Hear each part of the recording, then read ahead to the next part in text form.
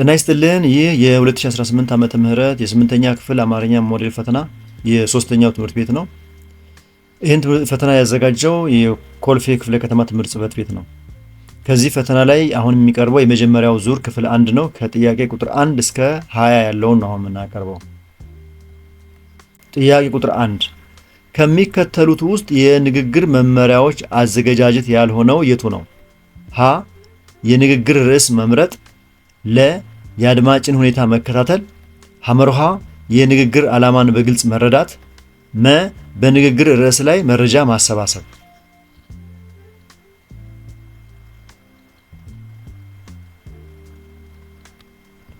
የአድማጭን ሁኔታ መከታተል ካላችሁ ትክክል ነው። ምክንያቱም ንግግር ከመደረጉ በፊት የሚከናወኑ የዝግጅት ተግባራት ርዕስ መምረጥን፣ ዓላማን መለየትንና መረጃ ማሰባሰብን ያካትታሉ። የአድማጭን ሁኔታ መከታተል ግን ንግግሩ በሚቀርብበት ወቅት የሚደረግ እንጂ በዝግጅት ወቅት የሚከወን አይደለም።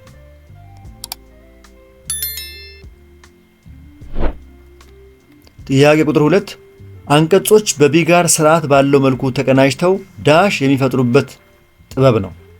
ሀ አረፍተ ነገር፣ ለ የአንቀጽ ቅርጽ፣ ሐመርሃ ሐረግ፣ መ ድርሰት።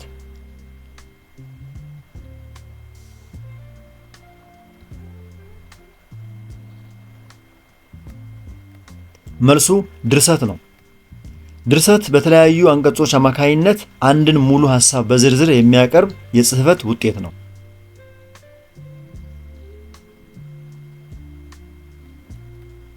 ሶስተኛ ከሚከተሉት ውስጥ ኢ ተዘውታሪ የሆነው ቃል የቱ ነው?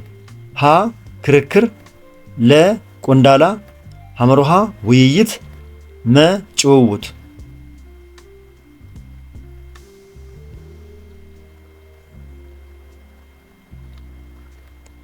ቆንዳላ ካላችሁ ትክክል ነው። ምክንያቱም ኢ ተዘውታሪ ቃላት ማለት በዕለት ተዕለት ንግግር ውስጥ በብዛት የማይታወቁ ወይም የማይንጠቀምባቸው ጥንታዊ ቃላት ናቸው። ቆንዳላ ማለት የኢትዮጵያ ባህላዊ የፀጉር አሰራር ሲሆን በተለይ ጎፈሬ ያልሆነና የተስተካከለ በጥሬው የተሰራ ማለት ነው። ብዙም የማይዘወትር ቃል ነው።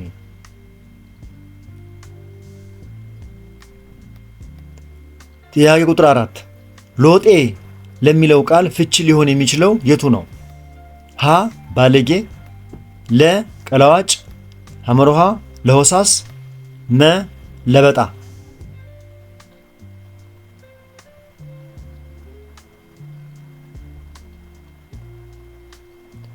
ቀላዋጭ ካላችሁ ትክክል ነው።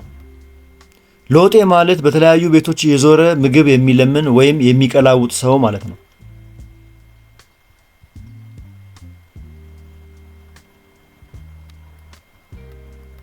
አምስተኛ ከሚከተሉት አማራጮች ውስጥ ውስብስብ አረፍተ ነገር የሆነው የትኛው ነው?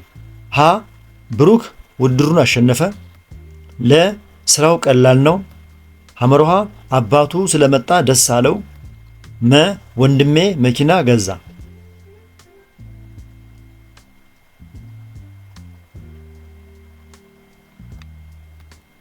አባቱ ስለመጣ ደስ አለው የሚለውን ከመረጣችሁ ትክክል ነው። ምክንያቱም ውስብስብ አረፍተ ነገር ሁለትና ከዚያ በላይ ሐሳቦችን ማለትም ጥገኛና ነፃ አረፍተ ነገሮችን አጣምሮ የያዘ ነው። አባቱ ስለመጣ የሚለው ጥገኛ አረፍተ ነገር ሲሆን ደስ አለው ከሚለው ነፃ አረፍተ ነገር ጋር ተጣምሯል ማለት ነው።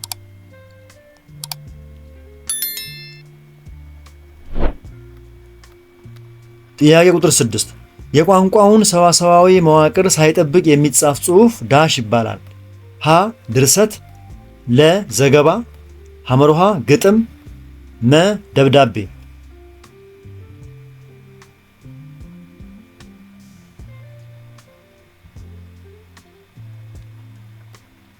ግጥም ካላችሁ ትክክል ነው።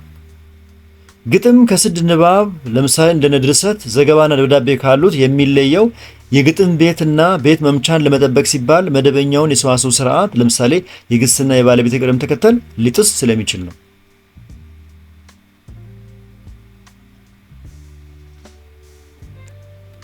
ጥያቄ ቁጥር 7 ከቀረቡት አማራጮች ውስጥ የክርክር አቀራረብ መመሪያ ያልሆነው የቱ ነው? ሀ ርዕስን ለአድማጮች ማስተዋወቅ፣ ለ ክርክሩን በተሰጠው የጊዜ ገደብ ለማጠናቀቅ መሞከር፣ ሐመርሃ በቂ ልምምድ ማድረግ፣ መ ለአድማጮች ምስጋና ማቅረብ።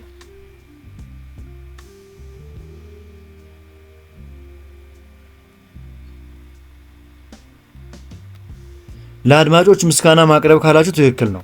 ምክንያቱም በክርክር ወቅት ዋናው ትኩረት ሐሳብን በማስረጃ ማቅረብ፣ ሰዓት ማክበርና ርዕስን ማስተዋወቅ ላይ ነው።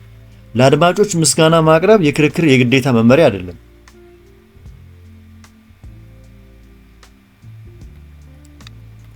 ጥያቄ ቁጥር 8 የአስቴር ልጅ ልጨኛ ነው። የተሰመረበት ቃል አውዳዊ ፍች የሆነው የቱ ነው? የተሰመረበት ቃል ልጨኛ የሚለው ነው። ሀ ቁም ነገረኛ፣ ለ ተንኮለኛ፣ ሐመሩሃ አስቸጋሪ፣ መ አሽከር።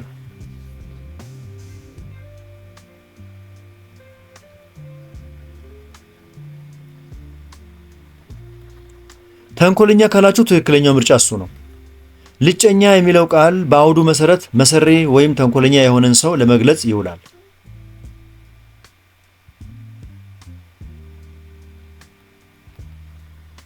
ዘጠነኛ ልጅቷ ወተት ወተት አለች። የተሰመረበት ቃል አውዳዊ ፍች ዳሽ ነው። የተሰመረበት ቃል ወተት ወተት የሚለው ነው። ሀ ደከመች፣ ለ ወጣች ወረደች፣ ሐመሮሃ ለፋች፣ መ ሁሉም መልስ ነው።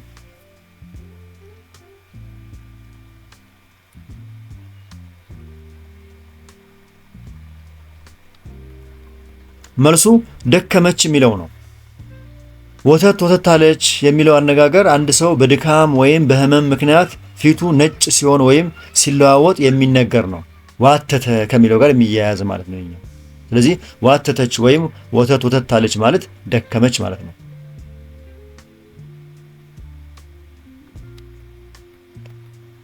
ለዛሬው ወደ ጥያቄያችን አጋማሽ ደርሰናል። እስካሁን በቀረቡ ጥያቄዎች መልስና ማብራሪያዎች ላይ አስተያየትና ጥቆማ ካላችሁ አስተያየት መስጫው ላይ አስቀምጡ። ከተመቻችሁ ላይክ አድርጉ።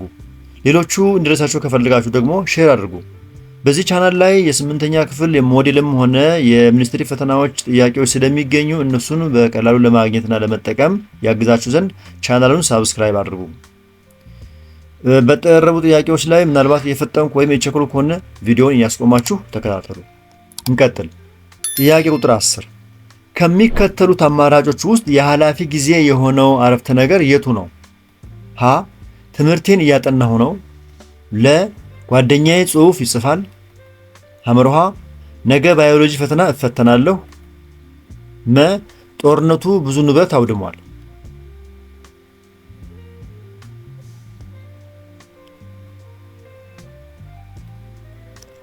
ጦርነቱ ብዙ ንብረት አውድሟል ካላችሁ ትክክለኛው ምርጫ ነው።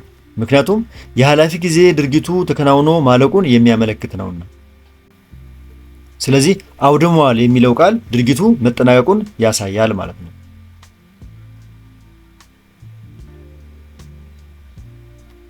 ጥያቄ ቁጥር 11 ከሚከተሉት አንዱ በአሁን ጊዜ እየተፈጸመ ያለ መሆኑን የሚያመለክት ነው። ሀ ተማሪዎች ፈተና እየተፈተኑ ነበር፣ ለ ተማሪዎች ፈተና ተፈትነዋል፣ ሐመርሃ ተማሪዎች ፈተና ይፈተናሉ፣ መ ተማሪዎች ፈተና እየተፈተኑ ነው።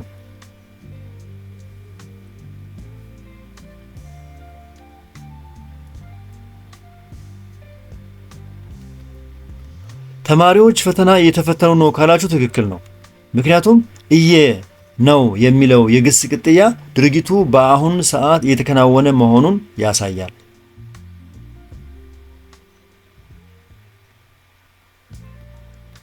12ኛ ከቀረቡት አማራጮች ውስጥ የጥሩ አድማጭ ባህሪ ያልሆነው የቱ ነው? ሀ ማስታወሻ መያዝ፣ ለ ትኩረትን የሚበትኑ ነገሮችን ማስወገድ፣ ሐመርሃ ስሜታዊ ሆኖ መከታተል፣ መ ንቁ ተሳታፊ መሆን።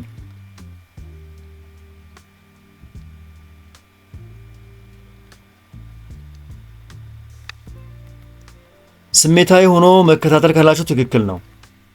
ጥሩ አድማጭ መረጃን በትክክል ለመረዳት አእምሮውን ክፍት ማድረግ እንጂ በስሜት ለምሳሌ በቁጣ ወይም በደስታ ተገፋፍቶ ማድመጥ የለበትም።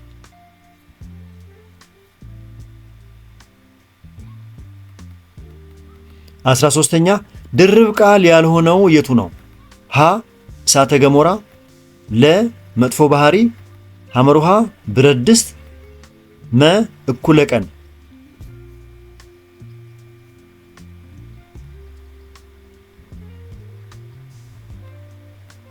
መጥፎ ባህሪ ካላችሁ ትክክል ነው። ድርብ ቃል ሁለት ቃላት ተጣምረው አዲስ ነጠላ ፍቺ የሚሰጡ ናቸው። ለምሳሌ እሳተ ገሞራ። መጥፎ ባህሪ ግን ገላጭና ተገላጭ ወይም ቅጽልና ስም ጥምረት እንጂ እንደ አንድ ድርብ ቃል አይቆጠርም።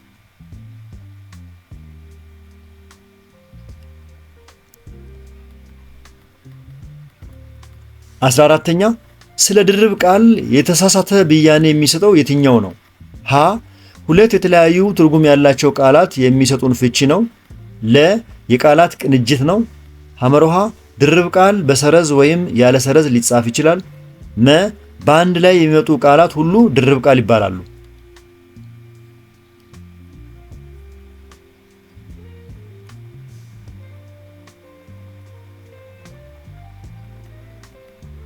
በአንድ ላይ የሚመጡ ቃላት ሁሉ ድርብ ቃል ይባላሉ ካላችሁ እሱ ነው መልሱ። ምክንያቱም በአንድ ላይ የሚመጡ ቃላት ሁሉ ድርብ ቃል አይባሉም። ድርብ ቃል ለመባል ሁለት ነፃ ቃላት ተጣምረው አዲስ ወይም የጋራ ፍቺ መስጠት አለባቸው። ለምሳሌ የልብ ጓደኛ የመሳሰሉት።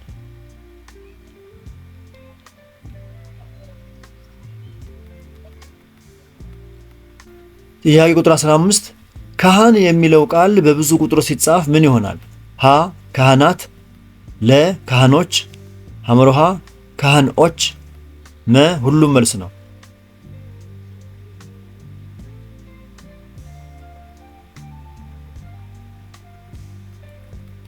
ካህናት ካላችሁ ትክክል ነው።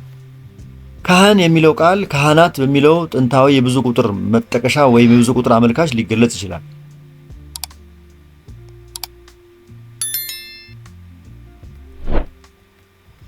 16ኛ አንድ ቃል በሚገባበት ቦታ ሁሉ የሚሰጠን የተለያየ ፍቺ ወይም ትርጉም ምን ይባላል?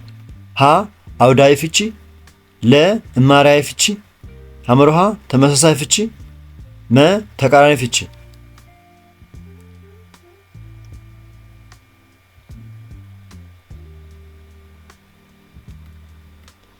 አውዳዊ ፍቺ ካላችሁ ትክክል ነው። አውዳዊ ፍቺ ማለት አንድ ቃል አብረውት በሚገቡ ቃላት ወይም እንደ አረፍተ ነገር ሁኔታ የሚሰጠው ትርጉም ነው።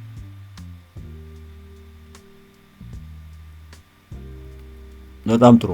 ወደ ጥያቄ ቁጥር 17 ስንሻገር ቧልት ለሚለው ቃል ተቃራኒ ፍቺ ዳሽ ነው። ሀ ቀልድ፣ ለ ፌዝ፣ ሐመሮሃ ቁም ነገር፣ መ ስራ ፈት።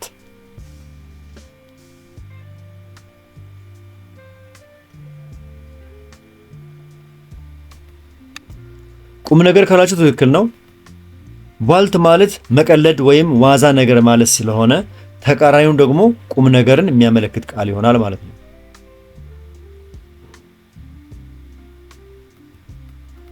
ጥያቄ ቁጥር 18 ስለ ሕይወት ታሪክ አጻጻፍ ትክክል ያልሆነው የቱ ነው? ሀ የሕይወት ታሪክ የተሰኘ ሁሉ ስፋትና ጥልቀት አንድ መሆን አለበት። ለ የሕይወት ታሪክ የታሪክ መረጃ ሆኖ ሊያገለግል ይችላል። ሐመሮሃ የሕይወት ታሪክ ስለ ባለ ታሪኩ የትውልድ ስፍራ መግለጽ ይኖርበታል። መ የሕይወት ታሪክ በመጽሐፍ መልክ ታትሞ ሊሸጥ ይችላል።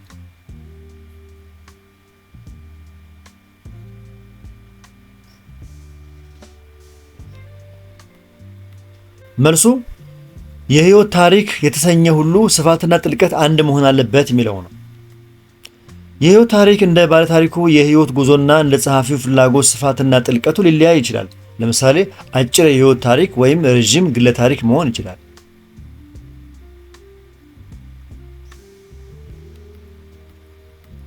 19ኛ ልቡ ከዳው ለሚለው ፈሊጣዊ አነጋገር ፍቺ ሊሆን የሚችለው የቱ ነው? ሀ ተለየው፣ ለ ቃሉን አጠፈ፣ ሐመሮሃ ፍርሃት ገባው፣ መ ልቡን አመመው።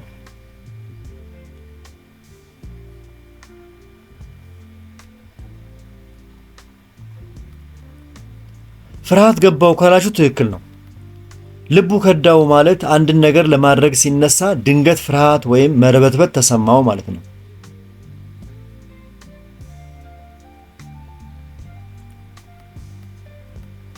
ወደ መጨረሻው ጥያቄ ደረስን። እስካሁን በቀረቡ ጥያቄዎች መልስና ማብራሪያዎች ላይ አስተያየትና ጥቆማ ካላችሁ አስተያየት መስጫው ላይ አስቀምጡ። ከተመቻችሁ ላይክ አድርጉ። ሌሎቹ እንዲደርሳቸው ከፈለጋችሁ ደግሞ ቻናሉን ሼር አድርጉላቸው። ምናልባት በዚህ ቻናል ላይ የ8ኛ ክፍል የሞዴልና ሚኒስትሪ ፈተና ጥያቄዎች ስለሚገኙ እነሱን በቀላሉ ለማግኘትና እንደ ማጣቀሻ ለመጠቀም ከፈለጋችሁ ቻናሉን ሳብስክራይብ አድርጉ። በቀረቡ ጥያቄዎች ላይ እየፈጠንኩ ወይም የቸክሩ ከሆነ ቪዲዮን ያስቆማችሁ ተከታተሉ። የዚህን ጥያቄ ፒዲኤፍ ከፈለጋችሁ ደግሞ ቴሌግራም ቻናላችን ላይ ሃሁ ቲዩብ ገብታችሁ ቻናሉን ጆይን አድርጋችሁ ማግኘት ትችላላችሁ። ጥያቄ ቁጥር 20 የሐሳብ ተመሳሳይነት ያላቸው አረፍተ ነገሮችና አንቀጾች በማያያዝ እንደ ድልድይ ሆኖ የሚያገለግለው ቃል ወይም ሐረግ ዳሽ ይባላል። ሀ ድርብ ቃል፣ ለ መሸጋገሪያ ቃላት ወይም ሐረጋት፣ ሐመሮሃ ኢ ተዘውታሪ ቃላት፣ መ ሁሉም መልስ ይሆናል።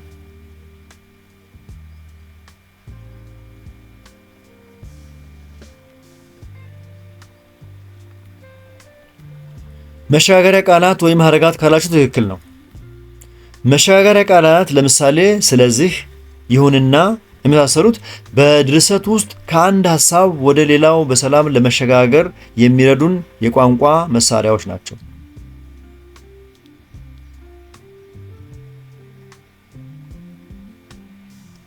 በክፍል 2 እንገናኝ። መልካም ጊዜ፣ መልካም ዝግጅት።